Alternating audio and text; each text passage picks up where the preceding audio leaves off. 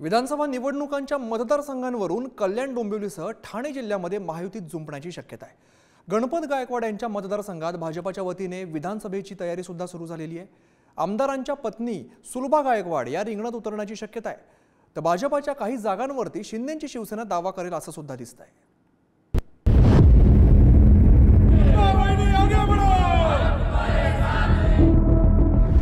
व्हा तयार करू पुन्हा एकदा विजयाचा एल्गार। कल्याण पूर्व विधानसभा मतदारसंघात सध्या हे बॅनर्स सगळ्यांचं लक्ष वेधून घेत आहेत। शिवसेना शहर प्रमुख महेश गायकवाड यांच्यावर गोळीबार प्रकरणी भाजपचे आमदार गणपत गायकवाड हे तुरुंगात आहेत। मतदारसंघात त्यांच्या पत्नी सुलभा गायकवाड या मैदानात उतरलेल्या दिसतायत, तर भाजपकडून त्यांना उमेदवारी देण्यात येईल अशी चर्चा सुरू आहे। गणपत गायकवाड यांच्या संपर्क कार्यालयात भाजपच्या जिल्हा कोर कमिटीची बैठक पार पडली। या बैठकीला मंत्री रवींद्र चव्हाण, आमदार निरंजन डावखरे यांच्यासह भाजपचे पदाधिकारी आणि सुलभा गायकवाड याही उपस्थित होत्या। या बैठकीत आमदार गायकवाड यांच्या समर्थकांची घोषणाबाजीही पाहायला मिळाली।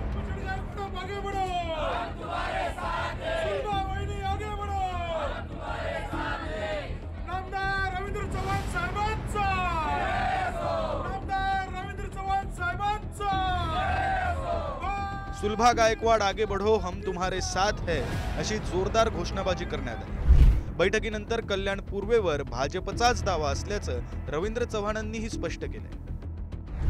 आपल्याला माहित आहे की गेली वर्षानुवर्ष या भागामध्ये आमदार गणपतशेठ गायकवाड हे काम करतात, सातत्याने निवडून येत आहेत। आपला माणूस असंच त्यांना संबोधलं जातं। त्यामुळे कार्यकर्त्यांमध्ये उत्साह असणं गरजेचं आहे। आणि विचारलं की जागा कोण लढेल, त्यामुळे आता तर आमदार भारतीय जनता पार्टीचे असल्यामुळे भारतीय जनता पार्टी हा प्रथम दावा हा या सीटवरती आहेच।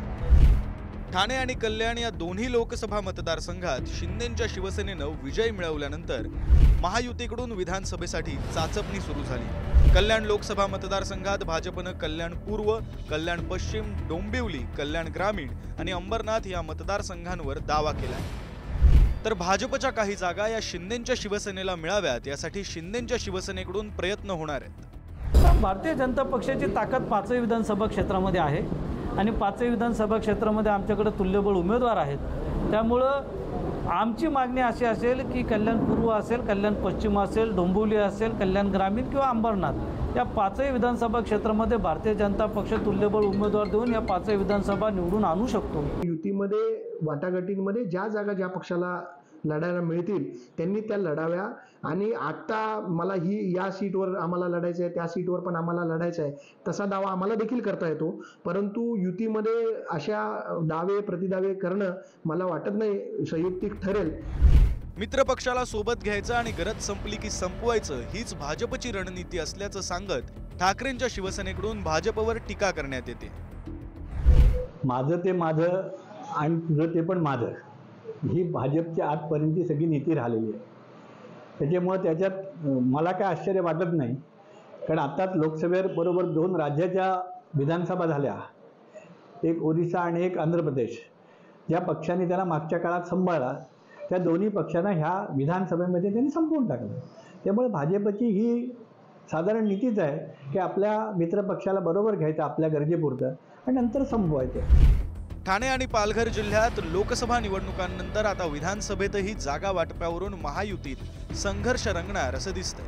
भाजपनं स्वबळावर लढावं असा सूर पक्षात व्यक्त होतोय, तर लोकसभेचा निकाल पाहता भाजप जास्तीत जास्त जागा लढवणार अशीही चर्चा आहे। अशात विधानसभेला ठाणे आणि पालघर जिल्ह्यातील जागा वाटप कसं होणार याकडे सगळ्यांचं लक्ष असेल। प्रदीप भणगे, पुढारी न्यूज, कल्याण।